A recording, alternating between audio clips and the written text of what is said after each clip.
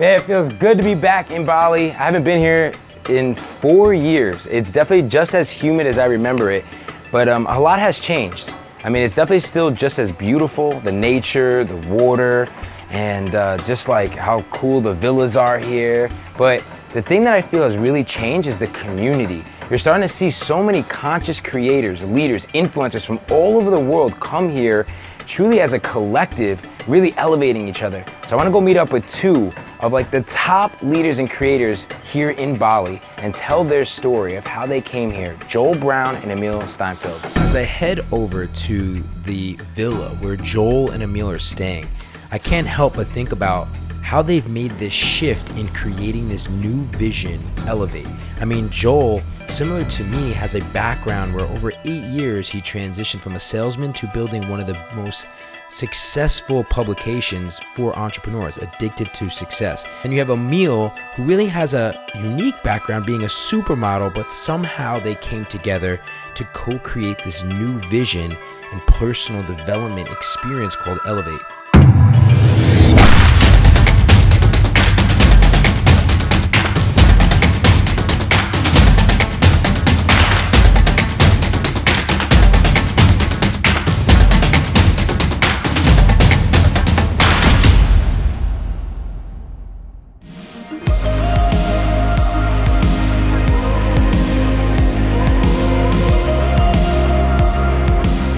We are here at day 0 of the Elevate event out here in beautiful Bali, Indonesia. This is really the opportunity to break the ice and to get everybody into this connection and to really get the tribe in a space of fun and excitement and getting to know each other more before they open up. People are coming from all over the world, so they're really just curious to see who else is going to be there.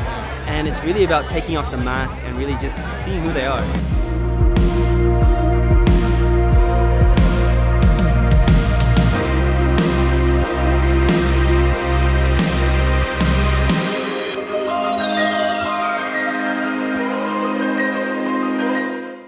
What's up? So we just got to La Meridian here in Bali. I'm gonna be going and checking out Joel and Emile. I mean, this is the day, the first day of their event that they've co-created called Elevate. I'm actually super excited because they asked me to be a speaker and to kind of run a workshop. So I'm gonna be really teaching my systems on how you can architect a successful life by becoming an influential personal brand and also just be vulnerable, tell my entire story. I've done so much inner work, you know, on myself. So I'm just gonna go with an open heart and just basically share completely my story. But let's get to it. Let's see how these next 4 days really come together for Elevate and then learn more about Joel and Emile's story.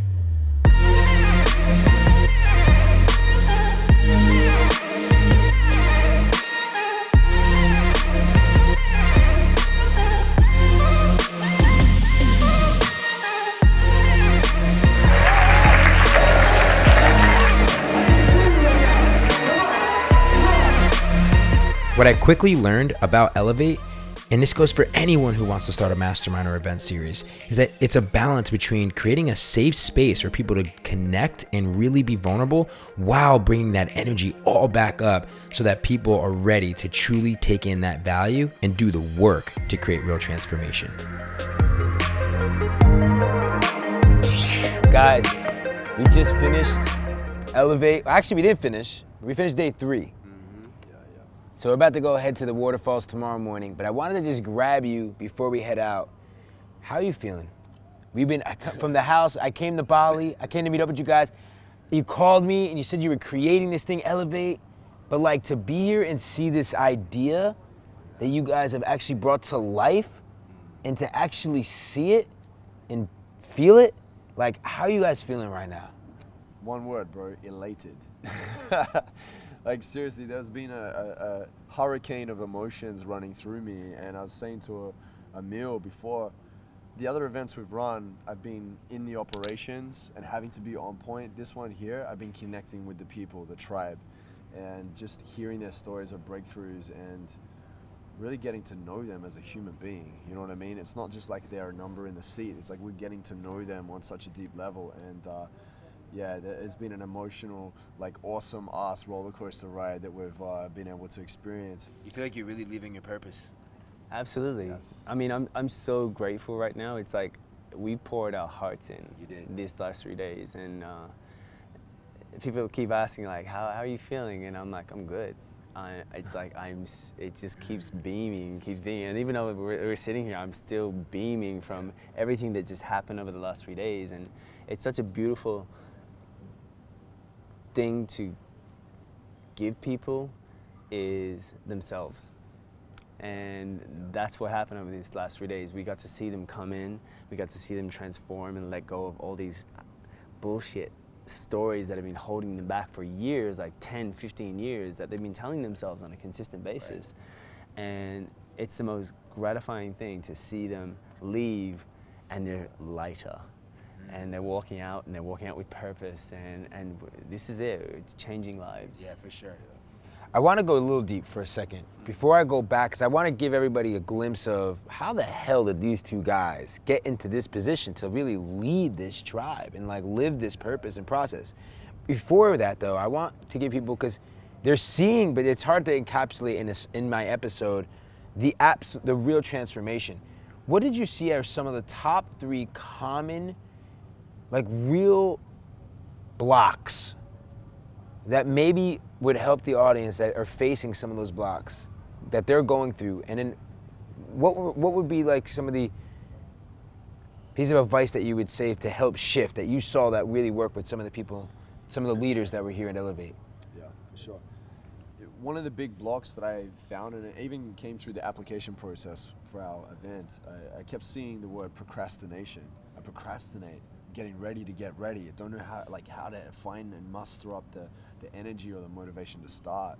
So on the first night, I broke down the procrastination types so that people can identify how they're showing up. And we as humans, we basically operate with patterns. There's patterns happening all the time. So when you can identify where your patterns are going and then identify where the glitches are, now we can start paying attention to, okay, here's a glitch, but what's the solution? So for them to walk out with a game plan of these are the 2 to 3 things that I'm going to be actioning and implementing to rise above my fears and to move into a space where I'm not trying to control everything, because so many people have fear and stress in their life, and it's because they're trying to control everything in their life. This here is such a game changer, and it allows them to get into a place where they feel more empowered because now they have the tools to move forward. So for me, that like really stood out to me even within the first day, and had awesome people, coming up to me saying how they've been already actioning it because I was so excited to hear what's on the other side of procrastination. It's now they're recovering procrastinators, right? Because it never fully goes away, but they now have this empowerment in their life knowing that they have the tools. So that was really awesome. Cool. What about you, Emile? You did a lot of work, bro. Yeah. Like both of you did. Emile, it was beautiful to see you, though. I just want to honor you, the way that you really coach people on a very like deep spiritual level, dealing with some of the deep pains, the shit that we don't really, the stuff that we don't really want to deal with, So what were some of the things that like you felt people really are going through that they're neglecting? I think the biggest thing is we avoid pain, and we do that through instant gratification, and it could be through sex, drugs, alcohol. And the biggest things that I see is the people's stories and what they've labeled themselves. And because I labeled myself as, I'm a person that doesn't work out in the morning, or I get up as this, or I'm terrible at names, or like that's just to name a few. It's like we have these stories, and what these stories will do is it literally controls your life. And we're so unconscious to it because that, like Joel said, it's our pattern. And the biggest thing, and why I go into this so deeply, is because one, my mother's a psychologist, so yeah. I've been around this kind of stuff my whole life. But really, is I had a story. Then it was I'm not good enough, and I'm not worthy, and I always considered myself as shy, which is just a bullshit story that I gave myself, or people told me, and then I stayed in my box, and that's how I acted. And when I really got clear about that story and realized it was just a story that I limited myself with, I really started to own my power. And this is what happens with these people, is that they come in and they have this story, and one of the biggest ones is I'm not good enough. Yeah. Or I'm not worthy of love. Yeah. And something happens, and then we make up that story, and then we try and hide it or mask it. And throughout that process, that becomes your life, and you get a partner that doesn't appreciate you because this is how you treated yourself, and we mirror that, and that becomes our reality. And you know, in this game of transformation, and I call it a game because it's a dance, and you have to play, and the more you play in it, and this is how I like to describe it, is because when we get to play, then we get to not be so serious about it, because when we're so serious about our stories, it rules your life. And if you can start to actually connect the dots and go, okay, what is the, and I call it, and this is some great framework for you guys, I call it the PCCs, like the persistent complaints, concerns, and critiques that is always coming up when you're going to step up. If you can recognize those stories and realize that they're just a limiting, disempowering story, you can separate yourself from it. And when you do that, then you can go, what is my story that I want to create? And practice. What is the habit I need to do on a daily basis to create that? So powerful, bro. And I saw you that happen with so many different, like, powerful people in the room that now can stir, like, I saw them, like, they were like, okay, I get it now. Like, this story stemmed from this moment in my life, from my parents. A lot of it came from, like, your upbringing, our family, right? Like, something happened in your childhood, your family, a divorce, you know, abuse, you know, something happened, and you just, that all of a sudden that starts to shape your entire life. And you never go back and deal with it. You're like, that happened to me, you suppress it, you hit it, and you kind of brought that out, and then you gave them the ability to, like, pinpoint it, and be like, well, what is the new belief that and then, like, how do I actually now create that habit to actually bring that, like, actually embody that belief? And you saw the shifts happening in people. It was like that lighter, like, weight off the shoulder, like, oh, wow, like, I really do deserve to be loved. I'm gonna start loving myself fully. And now, like, so that I can attract that. Or, you know what, money's not hard to come by. Like, it is abundant. If they could do it, if Gerard or if Joel or if Emile, like, if they're doing it, like, yeah, it is possible. Like, who do I need to become to be that? And it's like, you guys did that so well, and to serve next to you guys was, like, sick. Oh my God, like, I feel like all the work I've done to step up as a coach and as a leader, as a speaker, like, man, to be there with you guys, that was so amazing. And I got to go back. I got to tell my entire story from where I started to now getting to now being in paradise, living my dream, living my purpose. For you guys, give me a glimpse of just your backstory, right? Like, I'm sure you guys are waking up now like, man, this is it, right? Like, this is what the dream is really made of. It's not just like the making the millions, the materialistic things. It's like you're living the life you want to live on your terms. Truly, guys, they're doing that. But what was it beforehand? Well, beforehand, I was actually a international model. So for 12 years, I was an international model. I traveled the world. I lived in Hong Kong, New York, LA, Singapore, Barcelona, Germany, Italy, India, everywhere. I know India as well, right? So don't downplay it, bro. This guy was working with, like, Gucci and, like, Tommy Hilfiger, Calvin Klein, Nike, Apple. Wow. Crushing it. So that was probably, to most people, that is living the dream. it was, and I thought it was. And you know, the whole thing is that, you know what, I'm going to travel around the world. I'm getting to live in different cultures and experiences. And it's funny, my transformation began through the modeling, because I was so shit scared of being rejected that the universe was like, hey, let's give him a job that will give you 95% rejection, right? And it really did teach me about not being attached to the end result.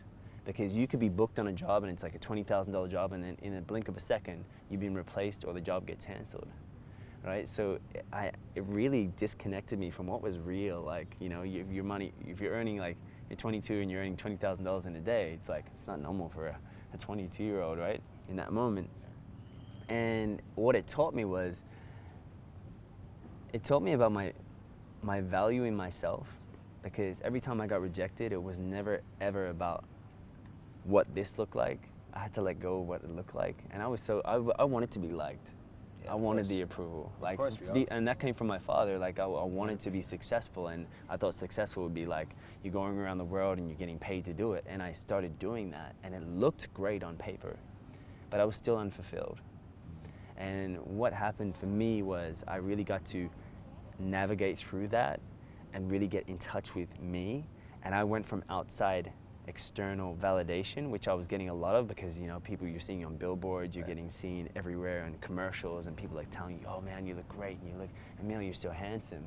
But it still didn't make a difference to me inside. Because what happens when that moves? What happens when that fades? What happens when my looks are gone? Am I still gonna get validated? Right. So I had to really go in, and you know, at the time I started modeling. And did you feel that people really saw you too, right? Because now all of a sudden people see you just for your looks, or they see you for the modeling, right? And it's like that. I got that feeling with my success. I feel like people didn't really appreciate who you truly were. Did you have that as well? Absolutely. I was like, I'm so much more than that. And the thing that got me was that once I understood that, and it was a yoga teacher that said it to me one day. He said, Emile, because people tell you you're handsome and he feels good, right? I said, yeah. He goes, what happens when they stop telling you you're handsome? And from that moment, I literally went in and I was like, he's right. It's gonna get taken away one day. It's gonna fade. It all fades, right? And I gotta stop waiting for people to give me validation and permission and start giving it to myself. And this is when I was a yoga teacher. I started going deep with yoga. I started doing meditation, and self-development has been around my family. My mom's a psychologist, so I had these books growing up, and I really went in. And when I was away, like traveling, I had books. I would journal. I was doing meditation. I had my music, and I'll be at like behind the show, and people are like talking to that, and I'm journaling and I'm writing.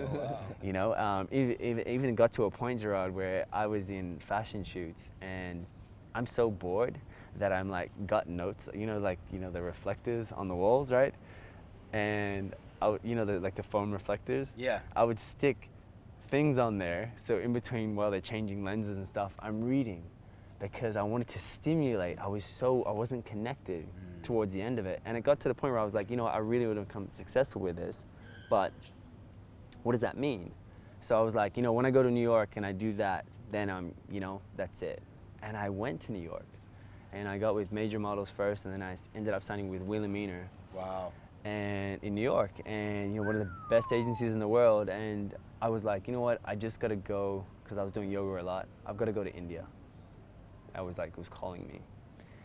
And what was interesting is because I was chasing the carrot for so long, and I thought that success was outside of me.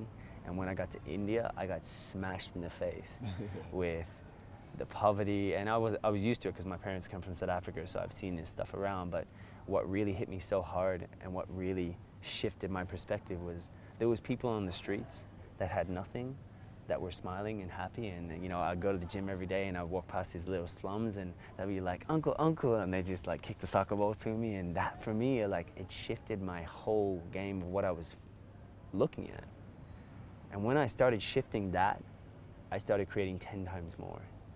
Because before, I was in America, and I was like chasing the dream, and I was like, yes, I'm gonna do it. I'm gonna be an actor, and I'm gonna be famous, and then I'm gonna impact people. That was the whole dream. Right. I wanted to become an actor so that I can go back and impact more people. And this is what I want you guys to get, is that you think you need to do 10 more steps before you can do the thing that you actually want to do. And I'm here to tell you it's not true. It's what we get trapped into.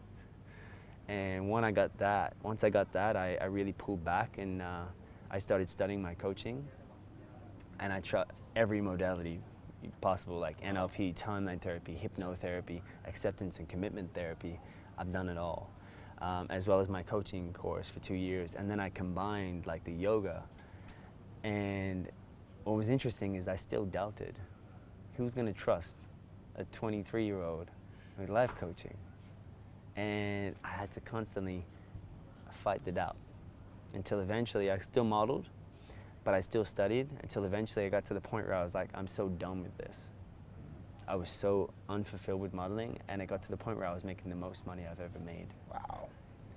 And that year I worked, literally, I had 4 days off, and I made the most money I ever made, and I was like, and so traveling back, so I was in India, I was doing really well, connecting to myself, a bit of modeling, traveling. Like I would do a job if I haven't been there in part of India before. I ride a motorcycle, so I would take a motorcycle, take my backpack, do a job, shoot it.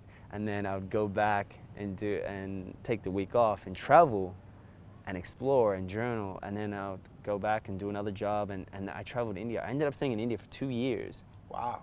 So India was meant to be 3 months. Oh my God. It was meant to be 3 months. I was meant to be going and signing with Wilhelmina, and I was meditating with a monk in the Himalayas, and I was like, I'm not going back to America. Wow. I'm not going back to New York. My stuff's still there, by the way. I left it. I left it all. I was like, it doesn't speak to me, and I left it. And after that, I went in and out, because this is what's going to happen also, is you're going to get tempted. Just when you think you want to move into your new path, you're going to get tempted. And it's up to you to figure out, are you going to stay solid in what you really want, or are you going to let the instant gratification pull you back in? And for me, it was that, because I did get pulled back in. I was like, all right, I want to make some more money, and you know what? An agency in Sydney was like, you need to come here and you're going to work a lot, and I did. Just when you think you want to move into your new path, you're going to get tempted. And it's up to you to figure out, are you going to stay solid in what you really want, or are you going to let the instant gratification pull you back in? And for me, it was that, because I did get pulled back in. I was like, all right, I want to make some more money, and you know what? An agency in Sydney was like, you need to come here and you're going to work a lot, and I did. It was when the online game was coming out, and it was like lots of like online selling and stuff, and I just so happened to be the perfect medium, 32 waist, and I used to work out a hell of a lot more, and I was super ripped, so I could do underwear, suits, this, that, so I was like perfect. So I was like working my ass off, but I was a glorified factory worker. Basically, you're like shot, shot, shot, next. I was churning out shit, and I was like, what the fuck am I doing? I'm making the most money I've ever made, what I wanted to be doing, because that would deem me as successful, and I am so unhappy. Right. So I went back to India. I went back to India, regrounded, finished my coaching course, and then started like going in. Wow. Yeah. Never would have thought, man. No, That's I know. unbelievable. Yeah. Wow, that's so powerful. And now you're doing it, man. You're doing Yeah. it. And wow, sheesh. I think that's just such a beautiful story, honestly. And that's so cool that you actually went to India, did the work with the monks. But it's interesting, one of the things the core things that I felt that really like, I want to just touch on for a second, guys, is temptation, right? The instant gratification, the distractions. There's so many distractions going on in your life. It's more now than ever before. But you have a calling, you feel it. You know that maybe with that job that you're in, that relationship you're in, that, you know, that environment you're in, you know it's not for you, but for some reason you continue to just distract yourself. Maybe it's with social media, maybe it's with alcohol, porn, maybe it's like, whatever it is, it's just you're distracting yourself. Smoking, who knows? But there's something that's really distracting you from actually doing the inner work to figure out what is actually gonna help truly elevate you, really fulfill your soul, your spirit, your heart. And it is the hard work. Look at Emile, look at myself, and we'll get into Joel in a second. Like, you know, you're gonna hear, this is a lifelong journey. Each one of us, it's probably over a decade for each of us to, and listen, you're human. You're gonna probably, you still after this video, you'll probably still fall for those distractions. But start to listen. We challenge you. Start to listen and pay attention for those distractions. Pay attention to how you actually feel here, right? The intuition. We get so caught up here. Start to listen to this, because when he started to listen, although everyone else was paying attention, right? He had that gratification. Beautiful, right? Freaking Calvin Klein, Tommy Hilfiger, Gucci, shots, making the most money. But deep down, he kept falling for the temptation, but he knew what was calling him. And when he finally started to say, and he finally did the uncertain, the uncomfortable work to go into to where his calling was, now fast forward, living his dream, right? Actually became the coach he always dreamed of. Feels worthy, right? Speaking and changing people's lives, co-creating with the partnership that he always probably would have always envisioned, wanted to attract in his life. And now they're creating that dream, right? Impacting people's lives. what an unbelievable way to kind of round out this entire episode of Leaders Create Leaders. Obviously, this is a success, right? They took this one little idea and they actually turned it into something that is real, is tangible. There's real transformation that we saw that happen. The one takeaway that I want you to think about is ultimately, we all deserve a tribe, right? We all deserve to have a collective of people that support you, that empower you. But the truth is that in order for you to have that, in order for you to truly elevate and to attract it in your life, it starts with you. It started with Joel, it started with Emile on their own journeys, and then they came together. Because why? They did the work on themselves. So whatever is holding you back, what are those attachments that you're holding on to? What are those stories, those limiting beliefs? Let that shit go. Detach from that. Step into who you really are. Own your truth. Be proud of it. And when you start doing that, you'll start to create a collective around you, a tribe around you. So guys, let's close this out and really finish this off being woke. Let's go to the biggest waterfall in Bali. Let's go.